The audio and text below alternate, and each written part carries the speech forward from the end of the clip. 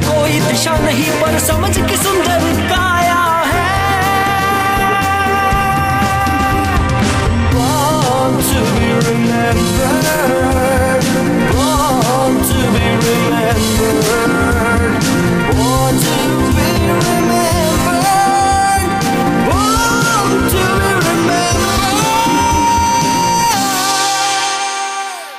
नमस्कार दोस्तों, वैसे इन दिनों हम सभी ठंड का लुत्फ उठा रहे हैं।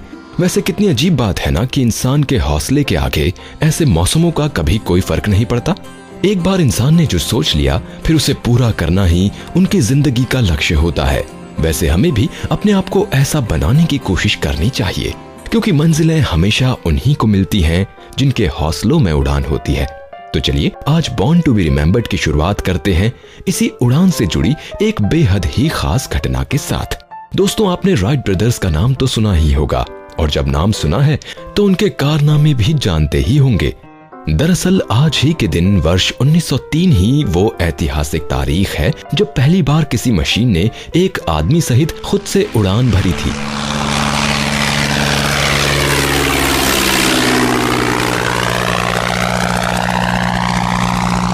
हवाओं का रुख विपरीत होने के बावजूद राइट बंधुओं ने 17 दिसंबर को फुल पावर्ड फ्लाइट को अंजाम दिया था।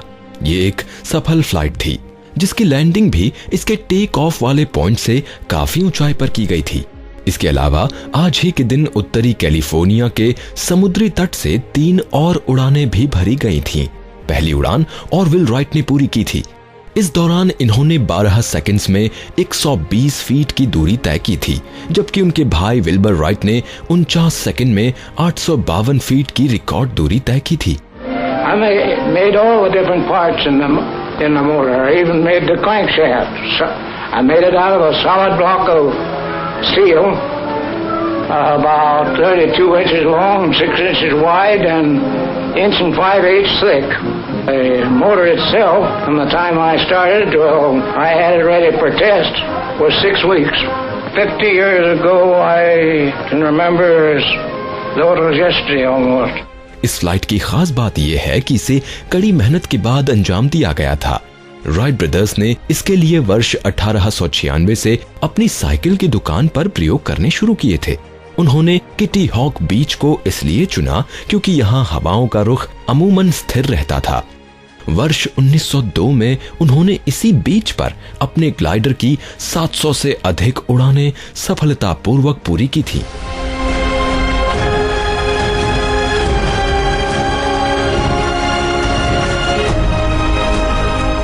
के बाद अब उन्होंने इसे पावर्ड फ्लाइट में तब्दील करने की कोशिश की, लेकिन जब किसी भी ऑटोमोबाइल कंपनी ने उन्हें उनकी आवश्यकता के अनुसार इंजन देने से इनकार कर दिया, तब उन्होंने खुद से ही इंजन को बनाने का काम शुरू कर दिया। और फिर उन कोशिशों ने आकाश में उड़ने के इतिहास को हमेशा के लिए बदल कर रख दिया। उनकी इस सफल कोशिश की चर्चा दुनिया के हर अखबार में की गई।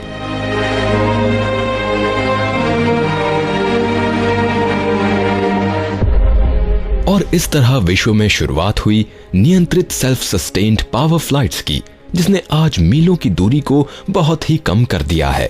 सो थैंक्स टू राइट ब्रदर्स कि उन्होंने हमें भविष्य का इतना बेहतरीन तोहफा दिया।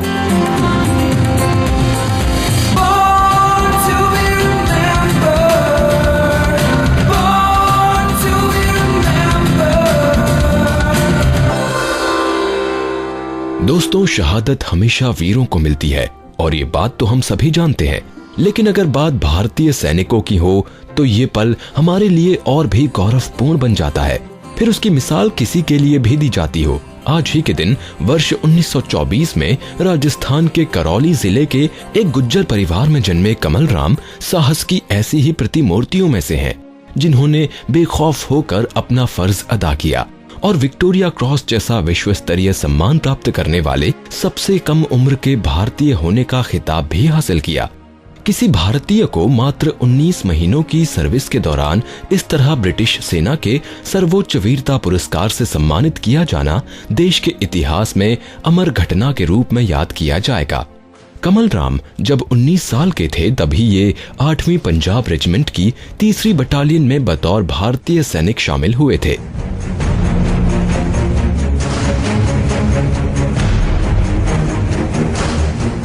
ये रेजिमेंट अब पाकिस्तानी सेना की बलोच रेजिमेंट के तहत आती है। उस वक्त द्वितीय विश्व युद्ध शुरू हो चुका था और इसी बीच कमल राम का साहस दुनिया के सामने आया। कमल ब्रिटिश आर्मी में थे और 12 मई 1944 को वो उनकी सेना के साथ इटली की गैरी नदी को पार करने की कोशिश कर रहे थे। इस दिन उनकी कंपनी ने रातों रात गैरी नदी को पार कर लिया था, लेकिन तभी उनकी इस बढ़त को जर्मन सैनिकों ने कुछ पलों के लिए रोक दिया। वो आगे बढ़ रहे थे, पर जर्मन सैनिकों की तरफ से होने वाली बमबारी रुकने का नाम ही नहीं ले रही थी। किसी को समझ नहीं आ रहा था कि क्या करना चाहिए।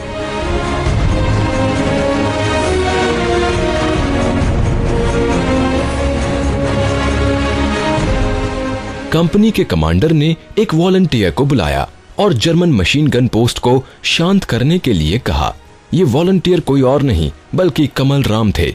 उन्हें एक के बाद एक 4 पोस्टों को जीतना था। लक्ष्य कठिन था, लेकिन भारतीय सैनिक होने के नाते करो या मरो का जज्बा कमजोर नहीं पड़ा। उन्होंने एक तार पर रेंगते हुए पहली पोस्ट तक की दूरी तय की और वहां मौजूद जर्मन सैनिकों को मारकर विजय हासिल की। उनकी आंखें चारों तरफ देख रही थीं, इसीलिए कोई उन्हें छू भी नहीं सका। कमल राम अभी भी अकेले ही थे, लेकिन वो अब दूसरी पोस्ट की ओर कूच कर गए और मशीन गनर को मारकर वहां भी फतेह हासिल की।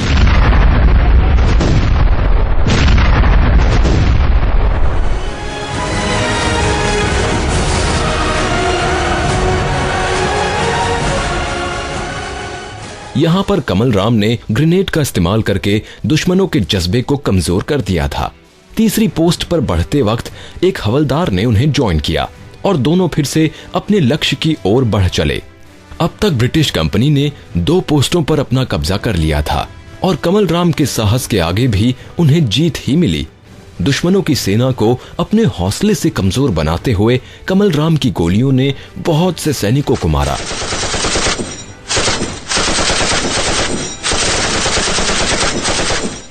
ये सब देखकर बाकी जर्मन सैनिकों ने आत्मसमर्पण कर दिया और इस तरह आखिर में कमल राम की बटालियन अपने मकसद को पाने में सफल रही।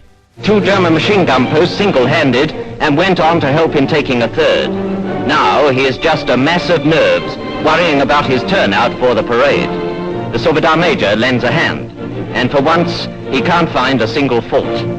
General Alexander and 2 other generals come to do him honor, and he's only seen 19 months service. It's certainly a tremendous occasion, and enough to turn anyone's head, much less a boy of 20. At last, the big moment. Kamal Ram meets the king. The highest British military honor won on the field of battle by this gallant son of India, Kamal Ram. वैसे तो कमल राम की इस बहादुरी का कोई मोल नहीं है, लेकिन फिर भी उनका सम्मान करते हुए उन्हें विक्टोरिया क्रॉस से नवाजा गया और अब सिपाही से वो सूबेदार भी बना दिए गए थे। दोस्तों, एक बात तो साफ है कि कुछ पाने के लिए बहुत कुछ खोना भी पड़ता है, और बात जब इतिहास में अमर होने की हो तो ये बात और भी सच हो जाती है। वर्ष 1982 में कमल राम की मृत्यु के बाद उनका विक्टोरिया क्रॉस आज भी लंदन के इंपीरियल वॉर म्यूजियम की लॉर्ड एशक्रॉफ्ट गैलरी में वीरता का प्रतीक बना हुआ है। इस वीर सैनिक को सलाम करते हुए बॉर्न टू बी रिमेंबर्ड की ओर से कमल राम को उनकी जयंती पर सच्ची श्रद्धांजलि।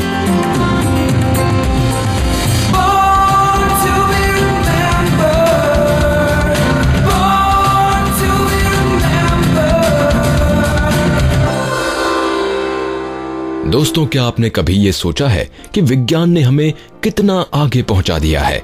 जिन चीजों के बारे में कभी किसी ने सोचा भी नहीं था, आज उनमें से ज्यादातर हकीकत बन चुकी हैं। अब किसी पुराने जीव जंतु की उम्र का पता लगाने की बात को ही ले लीजिए।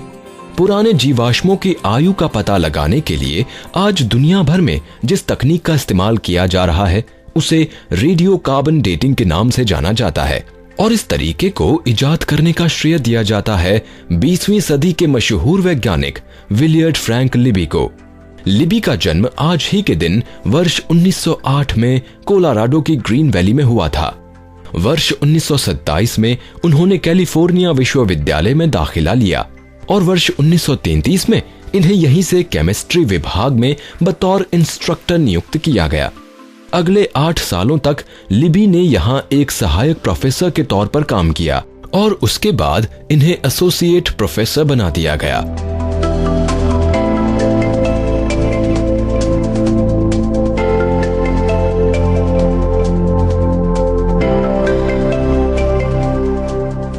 धीरे धीरे लिबी ने खुद को एक फिजिकल केमिस्ट के तौर पर तैयार किया और रेडियो केमिस्ट्री में अपनी विशेषज्ञता हासिल की, खास तौर पर एटम केमिस्ट्री और ट्रेसर टेक्निक में।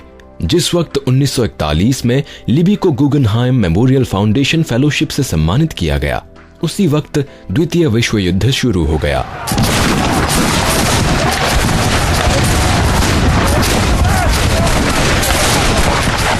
और उनका शोध कुछ समय के लिए रुक गया। इसीलिए इस बीच वो कोलंबिया विश्वविद्यालय में चल रहे मैनहट्टन प्रोजेक्ट के साथ जुड़ गए। दोस्तों, एटम बॉम्ब के निर्माण से जुड़े इस प्रोजेक्ट पर हम पहले भी कई बार चर्चा कर चुके हैं। कुछ सालों बाद 1945 में विश्व युद्ध खत्म हुआ और एक बार फिर इन्होंने शिकागो विश्वविद्यालय में न्यूक्लियर स्टडीज पर काम करना शुरू किया। यही वो जगह थी जहां उन्होंने पहली बार 1947 में रेडियो कार्बन डेटिंग के सिद्धांत को पेश किया था।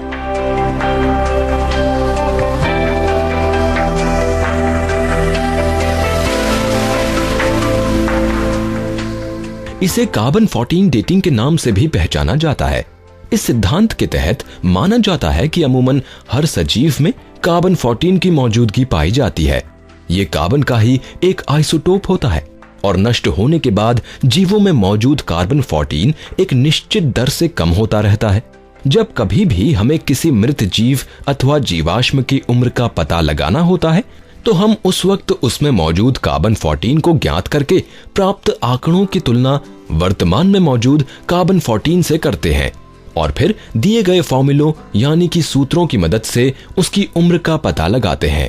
Basically everything in the world is radioactive and he needed to shield out the radiation coming from the radioactivity in ordinary materials.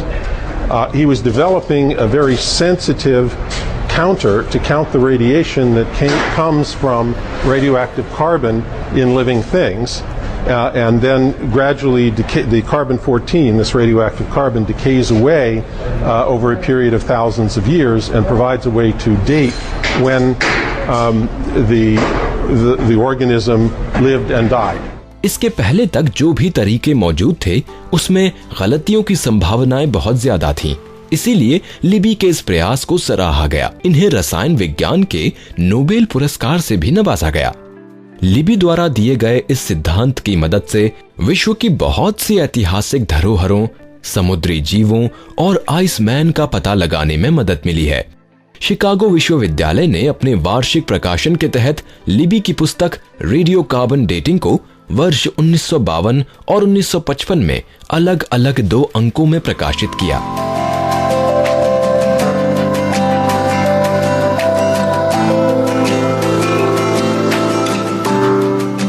Radio carbon dating की मदद से 50,000 साल पुराने जीवाश्मों की उम्र का पता भी आसानी से लगाया जा सकता है और इसीलिए इसका प्रयोग आज archaeology, geology, oceanography, hydrology, atmospheric science और जीवाश्म विज्ञान आदि अनेक क्षेत्रों में प्रमुखता से किया जा रहा है। लिबी ने बहुत से विश्व स्तरीय संस्थानों और विश्वविद्यालयों के उच्च पदों पर रहकर वहां पर कई नए विभागों की शुरुआत की, जिसके लिए पूरे करियर में उन्हें बहुत से सम्मानों से नवाजा गया।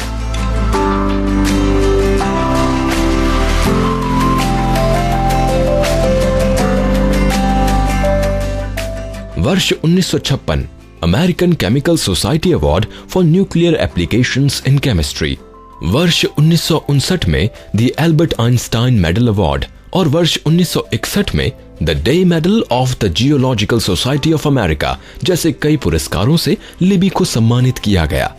आज विलर्ड फ्रैंक लिबी को उनकी जयंती पर समस्त विज्ञान जगत और बॉर्न टू बी रिमेंबर्ड की ओर से हार्दिक श्रद्धांजलि।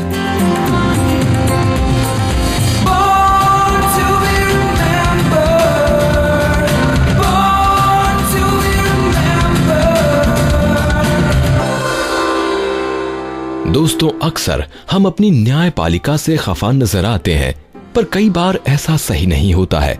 जरा सोचिए कि जब हमें अपने घर के मसले सुलझाने में इतना वक्त लग जाता है, तो फिर एक जिम्मेदारी वाली जगह पर बैठकर न्यायाधीश के लिए फैसले तक पहुंचना कितना कठिन होता होगा।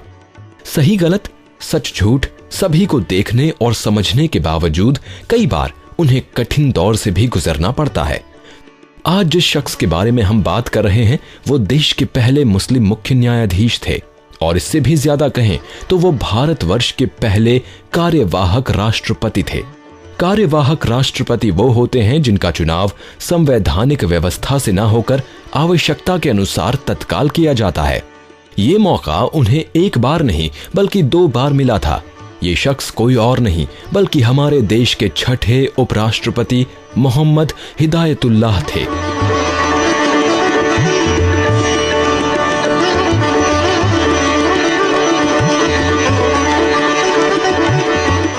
आज ही के दिन वर्ष 1905 में महाराष्ट्र के नागपुर में जन्मे मोहम्मद हिदायतुल्लाह के पूर्वज बनारस से ताल्लुक रखते थे। इनके पिता खुद भी एक प्रतिष्ठित विद्वान व काफी लंबे समय तक न्यायपालिका से जुड़े रहे थे। इसीलिए मोहम्मद हिदायतुल्लाह में अपने परिवार की विद्वता का काफी असर पड़ा, और यही वजह रही कि उन्हें अच्छी शिक्षा प्राप्त करने का मौका भी मिल पाया। उस वक्त एक नियम यह था कि जिस विद्यार्थी की उम्र 16 वर्ष पूरी नहीं होगी वो मैट्रिक की परीक्षा में नहीं बैठ सकता है। इसी कारण वर्ष 1921 में इन्हें मैट्रिक परीक्षा देने का मौका नहीं मिला।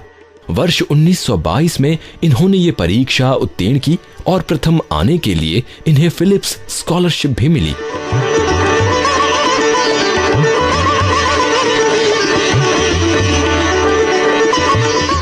इसके बाद इन्होंने लंदन से वकालत की शिक्षा तो पूरी की, लेकिन उन्हें उच्च शिक्षा का मौका नहीं मिल सका। वर्ष 1930 में वो भारत लौट आए और नागपुर हाई कोर्ट से प्रैक्टिस शुरू की। वकालत में नाम कमाने के अलावा इन्होंने नागपुर में वकालत पढ़ाने का काम भी शुरू कर दिया।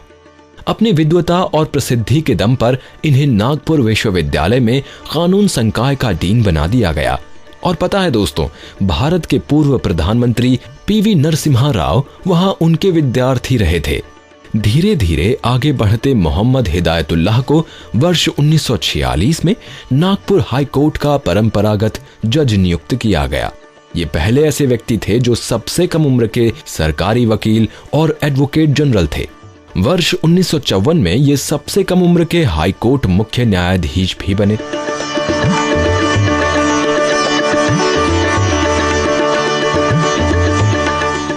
देश के बंटवारे के वक्त इन्हें पाकिस्तान बुलाने के लिए कई तरह के प्रलोभन भी दिए गए, लेकिन इन्होंने भारत में रहकर साबित कर दिया कि यहाँ धर्म के आधार पर मुस्लिमों में जो आशंकाएं हैं उनका कोई वर्चस्व नहीं है। उन्होंने लगातार तरक्की हासिल की और एक वकील से सर्वोच्च न्यायालय के मुख्य न्यायाधीश बनने तक का सफर तय किया। ये पद उन्हें उस वक्त छोड़ना पड़ा जब 20 जुलाई 1969 में उन्होंने बतौर कार्यवाहक राष्ट्रपति देश की बागडोर संभालने की शपथ ली। 2 बार कार्यवाहक राष्ट्रपति का पद संभालने के बाद 31 अगस्त 1979 में मोहम्मद हिदायतुल्लाह को सर्वसम्मति से देश का उपराष्ट्रपति चुना गया। ये उनकी विद्वता का ही परिणाम था कि वर्ष 1972 में पंडित नेहरू और रविंद्रनाथ टैगोर के बाद सिर्फ इन्हें ही नाइट ऑफ मार्क ट्वेन की उपाधि दी गई थी।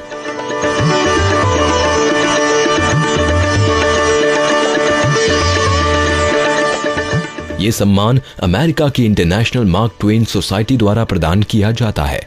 भारतवर्ष के इस गौरवमयी शख्स को आज पूरा देश नमन कर रहा है, और साथ ही हमारी पूरी टीम की ओर से मोहम्मद हिदायतुल्लाह को उनकी जयंती पर सच्ची श्रद्धांजलि।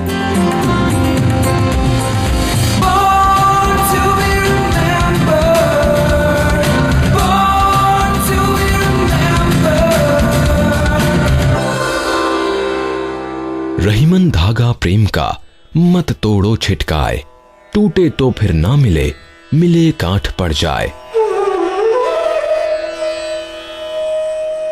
अर्थात प्रेम के बंधन में कभी कटुता नहीं आनी चाहिए, क्योंकि अगर एक बार रिश्ते में कड़वाहट आ गई तो रिश्ता पहले जैसा नहीं रह जाता है। वैसे दोस्तों, आप इस दोहे से अच्छी तरह से वाकिफ हैं और इसीलिए भक्तिभाव और मानवता के प्रसिद्ध संत कवि रहीम को हमारे परिचय की जरूरत नहीं है। लेकिन फिर भी बॉर्न टू बी रिमेंबर्ड में हम इनके जीवन के कुछ अनछुए पहलुओं पर एक नजर तो डालेंगे ही। रहीम का पूरा नाम अब्दुल रहीम खान खाना था। इनका जन्म आज ही के दिन वर्ष 1556 को मुगल सम्राट अकबर के वफादार बैरम खां के यहाँ लाहौर में हुआ था। हज जाते वक्त अफगानी लुटेरों ने बैरम खां की हत्या कर दी, लेकिन 4 वर्ष के रहीम को उनके पिता के स्वामी भक्त बाबा जंबूर और मोहम्मद अमीर दीवाना किसी तरह बचते बचाते अहमदाबाद ले आए। मेरे बाप बैरम खां मुझे और मेरी वालिदा को लेकर हज के लिए मक्के जा रहे थे कि पाटन में दोपहर के वक्त पीछे से छुरा घोंपकर उनको मौत की नींद सुलाकर लूट मार शुरू कर दी। मोहम्मद अमीन दीवाना, बाबा जंबूर, ख्वाजा अब्दुल मुल्क जैसे सरदार भी इंसान थे। वो अपनी जान की फिक्र को छोड़कर मुझ 4 साल के बच्चे और मेरी वालिदा को किसी महफूज जगह पहुंचाने की फिक्र में लग गए।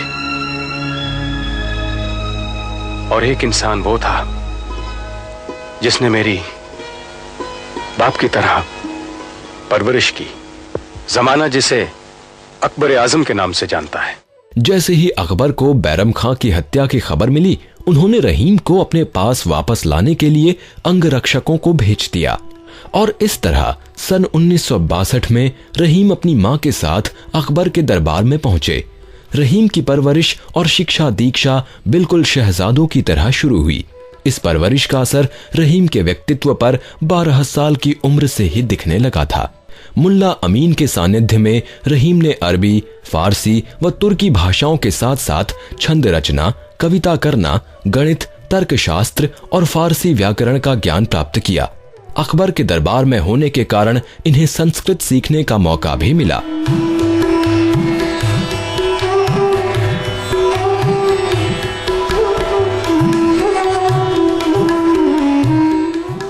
अकबर उनके लिए किसी फरिश्ते से कम नहीं थे और उन्होंने रहीम को अपने बेटे की तरह न सिर्फ माना बल्कि उस रिश्ते को हमेशा निभाया भी।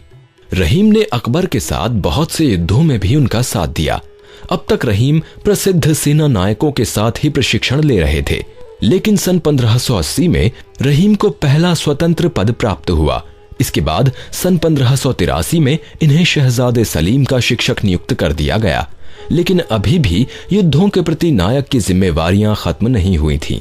रहीम ने सम्राट अकबर की ओर से बहुत से निर्णायक युद्धों में विजय का परचम लहराया। दुश्मनों के सामने आपा खोकर लड़ने की बजाय वो वैज्ञानिक बुद्धि व सोच का इस्तेमाल करते थे और उनकी यही तकनीक लगातार उन्हें आगे जीत दिलाती रही। दुश्मनों को लगातार अपने बुद्धि विवेक से पराजित करने वाले रहीम को उनकी बहादुरी के लिए खान खाना की उपाधि से नवाजा गया और साथ ही बहुत सी जागीरें भी दी गईं। ये जीत सिर्फ मिर्जा खां की ही नहीं, अकबर आजम की भी जीत है। इस मुबारक खुशी के मौके पर मां बदौलत तुमको, मिर्जा खां को 5000 मनसब और खाने खाना का खिताब अता करते हैं। वर्ष 1620 से 1626 तक का समय इनके राजनीतिक जीवन पर संकट बना रहा, जिसकी एक वजह इस बीच अकबर का इंतकाल भी रही। सम्राट अकबर के वक्त में रहीम की गिनती दरबार के 9 रत्नों में होती थी, लेकिन जहांगीर के गद्दी पर बैठने के बाद वक्त कुछ बदलने लगा।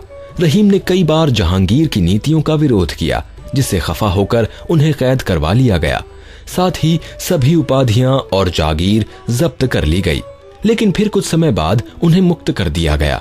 वैसे दोस्तों, ये रहीम के जीवन का एक पहलू था जिसके बारे में बहुत ही कम लोग जानते हैं, लेकिन इनके जीवन का दूसरा पहलू साहित्य के क्षेत्र से जुड़ा रहा और ये पक्ष इतना मजबूत था कि इसके आगे किसी ने उनके जीवन के बारे में ज्यादा जाना ही नहीं। आज भी दुनिया रहीम को संत और कवि के रूप में ही पहचानती है। भक्ति काल के हिंदी साहित्य में रहीम का खास स्थान है। राज दरबार की जिम्मेदारियों के बावजूद उन्होंने साहित्य की सेवा भी पूरी शिद्दत से की। रही मन धागा प्रेम का, मत तोड़ो चटका। रही मन धागा प्रेम का, मत तोड़ो चटका। टूटे से फिर जुड़े नहीं, जुड़े गांठ पड़ जाए रहीमा, जुड़े गांठ पड़ जाए। रहीम की रचनाओं को पढ़कर व सुनकर उनकी शैली की मार्मिकता देखते ही बनती है।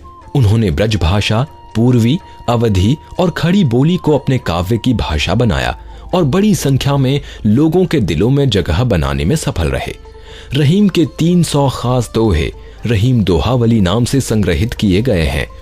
भक्ति व श्रृंगार रस से ओतप्रोत रहीम की रचनाओं में गोपी विरह का बड़ा ही सुंदर चित्रण देखने को मिलता है। रहीम के बहुत से नीति विषयक दोहे तो अभी भी भक्ति संगीत के जरिए लोगों के बीच अक्सर सुने जा सकते हैं। रहीम अनेक विषयों के प्रकांड विद्वान थे। उन्होंने अपने पूरे जीवन काल में बहुत सी रचनाओं की रचना की थी जो आज भी साहित्य के क्षेत्र में धरोहर के समान है। वर्ष 1627 में रहीम की मृत्यु के बाद साहित्य के आकाश में जो खालीपन आया उसकी जगह आज तक कोई और नहीं ले सका है। आज हमारी पूरी टीम महान व विलक्षण प्रतिभा के धनी रहीम उर्फ अब्दुल रहीम खान खाना को तहे दिल से श्रद्धांजलि अर्पित कर रहे हैं।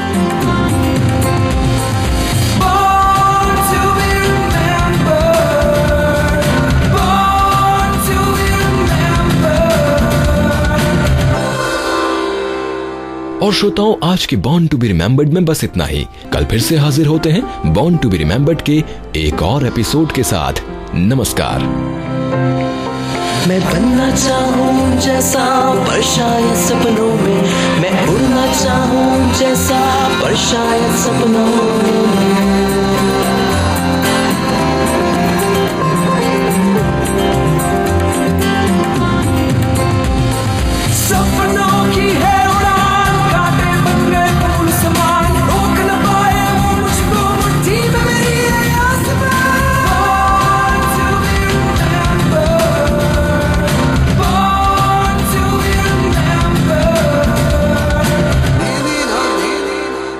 इस कार्यक्रम के कार्यकारी निर्माता जैनेंद्र सिंह।